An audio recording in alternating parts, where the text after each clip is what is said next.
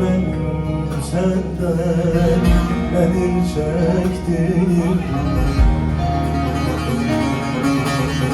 Ya sev ya da bırak beni sevdiğim.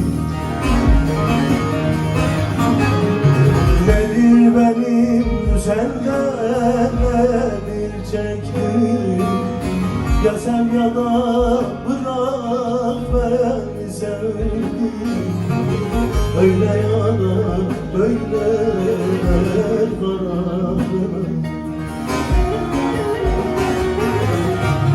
Ya sev ya da bırak beni sevdiğim. Öyle ya da böyle kararım.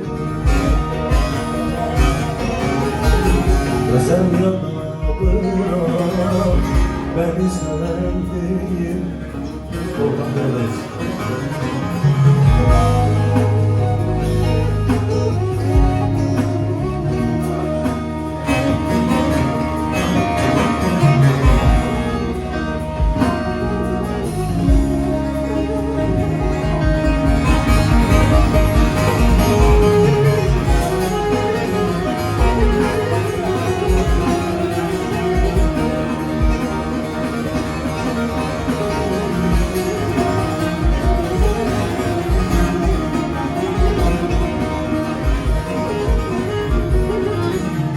Merhamet et vicdanına sığındım. Taşlayın insanım ancak dayandım.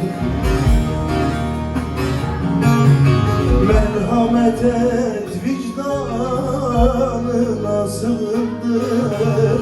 Taşlayın insanım ancak dayandım. Doğaya yazık yazık günah sultan.